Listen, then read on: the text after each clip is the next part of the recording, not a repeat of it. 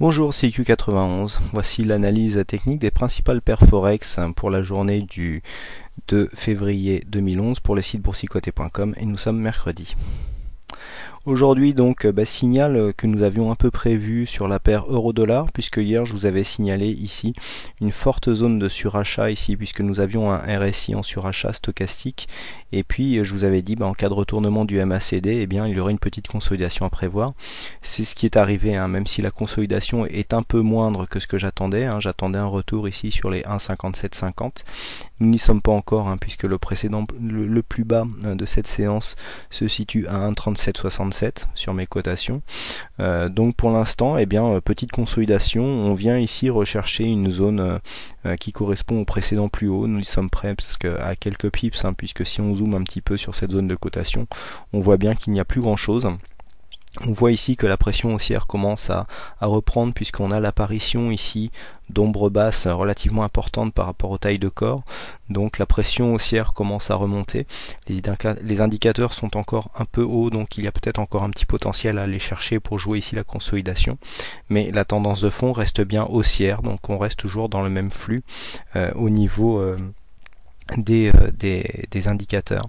Alors, au niveau des paires de devises, c'est très intéressant ce qui s'est passé aujourd'hui, parce que hier je vous ai indiqué beaucoup de zones de surachat et survente. Je vous indiquais donc des fortes probabilités de retournement. Nous allons voir que sur quasiment toutes ces paires de devises, nous avons eu une application assez prévisible, puisque en fait, si nous regardons au niveau du dollar australien par rapport au dollar américain, nous avons un peu le même genre de configuration, puisque je vous avais indiqué ici une zone de surachat.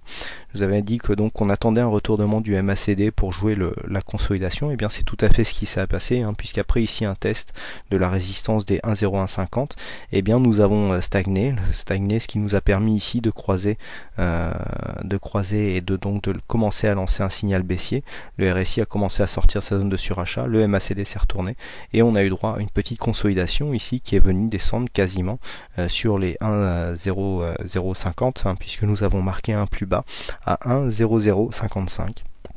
Donc ici, petite consolidation que l'on aurait pu prévoir. Alors pour ceux qui sont un petit peu adeptes de ce genre d'approche, il y a un signal tout à fait intéressant que j'ai indiqué à quelques membres. D'ailleurs, certains s'en sont fait la spécialité. Je ne les nommerai pas, ils se reconnaîtront, je pense. Alors vous voyez ici cette bougie que nous avons en forme d'étoile filante. Si vous regardez bien, elle est totalement en dehors des Bollinger. La bande de Bollinger supérieure étant ici la ligne violette qui passe en biais fortement haussière. Lorsque nous avons ce genre de bougie avec une situation de surachat marquée, puisque nous avons ici un RSI en surachat, un stochastique qui croise sa ligne de signal, on attend un retournement du MACD, et en général ce genre de signal nous donne une consolidation. Alors on va voir que ce genre de configuration est souvent respectée, mais qu'elle ne l'est pas toujours. Comme je le dis souvent, l'analyse technique est un calcul de probabilité. Nous allons voir que les probabilités des fois sont prises à défaut. Si nous regardons l'euro-yen, alors l'euro-yen, nous n'avons pas grand chose, puisqu'après la remontée ici on est venu se stabiliser ici sur le retracement des 23,6 et on a du mal à remonter. Donc pour l'instant pas grand chose à dire sur cette paire de devises. Au niveau du dollar-yen, mouvement intéressant, puisque ici suite à l'échec de sortie par le haut, nous sommes venus ici, nous avons cassé donc le support des 82, nous sommes revenus chercher un autre support, le support des 81,40, qui a provoqué un rebond. Alors encore une fois sous l'impulsion ici d'une forte survente, même si le RSI était affleurant par rapport à la zone de survente, on avait un stochastique qui était bien marqué. Encore une fois, nous avons attendu un retournement du MACD et les cours sont remontés pour revenir chercher quasiment ici les précédents plus bas qui s'étaient transformés en résistance, puisque ici pour un plus bas que nous allons mesurer à 81,91, le plus haut de cette bougie pour l'instant, alors que le mouvement n'est pas terminé, se situe à 81,85. Donc il manque 5 pips si on arrondit, puisque nous avons 858. C'est vraiment des mouvements qui sont assez prévisibles. On est quasiment revenu chercher ici la zone de support qui va certainement devenir résistance. Alors il faudra voir si le mouvement n'est pas interrompu entre temps. Mais vous voyez ici le retournement du MACD a été très net et a provoqué une zone de pullback, puisque nous revenons ici près du support que nous avions cassé. Et puis alors, pour nous faire mentir, nous avons eu un exemple sur le câble qui n'est pas venu, puisque je vous indiquais là aussi sur le câble une zone de surachat assez forte, puisque nous avions ici un RSI en surachat, stochastique en surachat. Et comme dans tous ces cas-là, on attend un retournement du MACD pour jouer la consolidation. Sauf que là, la consolidation n'est pas venue. Vous voyez, on a quitté la Bollinger, mais on a continué à monter. Donc voilà, quand on parle de probabilité, c'est ce à quoi il faut s'attendre. Les probabilités sont faites pour avoir des pourcentages, mais dans les pourcentages, même si nous sommes à 90%, il faut accepter que des fois nous soyons aussi dans les 10, et donc c'est le genre de signal, malgré un fort taux de probabilité, que nous pouvons avoir perdant. Donc c'est un parfait exemple, puisque nous avions eu beaucoup de devises qui ont respecté les probabilités, mais aujourd'hui cette paire-là ne l'a pas fait. C'est dire donc si la pression est haussière, puisque suite à la cassure ici de la résistance baissière que nous avons eu avec la sortie donc de cette zone de consolidation.